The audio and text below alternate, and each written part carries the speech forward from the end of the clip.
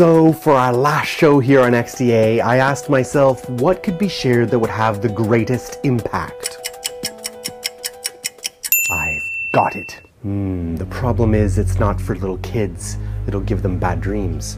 It's not even for teenagers because, well, they won't even believe it. It's scary. It's harsh. But it's the reality of resistance.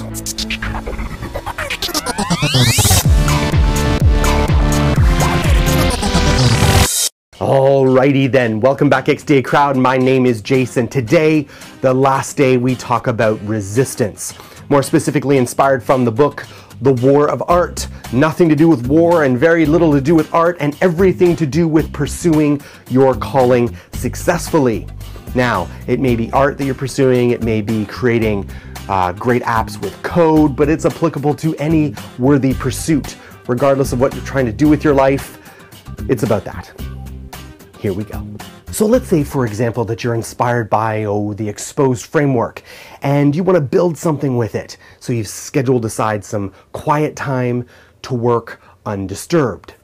And then this happens. Oh yeah, the new House of Cards just came out on Netflix. I could watch an episode now and just do a double amount of work later. That is resistance. I'm just going to finish this level and then I'll get to work. Resistance. I am such an idiot, I cannot focus. But if I'm not getting back to work in the next hour, I might as well skip work for the rest of the night. That's resistance too. Resistance is anything you let stop you from doing the work you know is your calling. Now you've noticed in the book here, The War of Art, Steven Pressfield has personified resistance as like an evil dragon that you have to slay. It's the war of man against beast. And that's because resistance is without mercy. It will crush you. It will never quit. No matter how disciplined or strong-willed you are, it will always be looking for ways to stop you from doing good work for a worthy cause. It's always that way. You have to constantly be on guard for the rest of your life. So couching it in these kind of warlike terms is very helpful, because people say, well, it's just a lack of discipline, or it's just a weak will. It's more than that. You need to engage in like spiritual warfare for this kind of thing and take it very seriously. Let me quote from the book. Resistance will tell you anything to keep you from doing your work. It will perjure, fabricate, falsify, seduce, bully, and cajole. It will reason with you like a lawyer. Resistance has no conscience. It will pledge anything to get a deal, then double-cross you as soon as your back is turned. If you take resistance at its word, you deserve everything you get. Resistance is always lying. You think resistance isn't real? Resistance will bury you.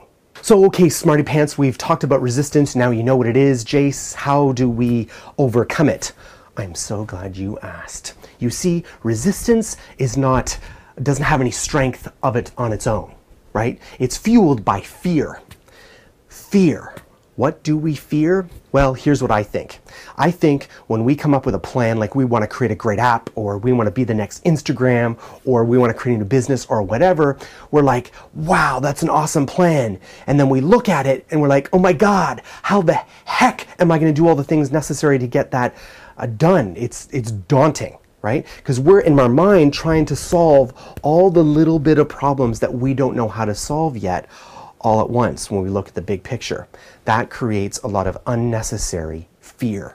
But hey, you're developers. You're the essence of methodical. You've got to break it down and only focus on the obstacle or the step that's right in front of you today. This moment, I don't need to solve the 1,000 problems I eventually have to solve. I only have to solve today's problem. Maybe today, I'm just going to choose a compiler. Maybe today, I'm just going to write 2 lines of code. That code may not work. It may suck. It may not make sense to anybody else, but God dang it, today I'm going to do something meaningful. Take it step by step by step. That's how you overcome the fear, and you take away resistance power to have control over you. Okay guys, let's get practical. There's really 3 things I suggest you need to do to get over this. I've had the same problem, and this is what is helping me. Number 1, write down a plan. Now, if you're like me, you don't like to write things down because you're an ideas guy. It's all in here. That's me. I'm like, I got all these ideas and they percolate and long enough so that eventually I take action on them. But I can do a lot better if I write it down. Now, I'm not the kind of person who goes back a month later after I write my plan or goals down and refers to them. No, I don't do that. But it allows me to crystallize that idea to an extent that it makes it much easier to act on. It's clear, it's concise. I know exactly what I need to do. I have to write it down, and so do you. Don't make excuses about why you are an exception and don't need to write it down. You need to write down your goals, and you need to write down a plan right now. Second practical tip is structure. So I don't code. You guys know that, right?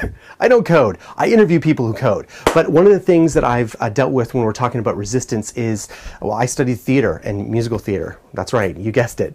And when I was 19, I came to the painful realization that I lacked pretty much any sense of real self-discipline. And I struggled with it. I mean, I recognized that was a problem. I really tried to fix it, and I failed on pretty much every count until I joined a theater and toured Europe.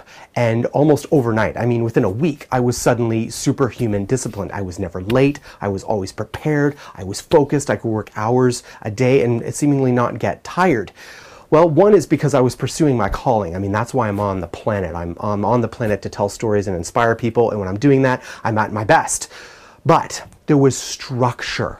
There was a plan. There was a whole, I mean, the whole 10 months was planned out. I knew where I was eating, where I was traveling, how I was getting there, how much money it was going to cost. So all those endless how-tos, most of them were planned out. They weren't all solved, and not everything went according to plan. But man, it really gave me the structure and assurance I needed to just focus on the task and day in front of me.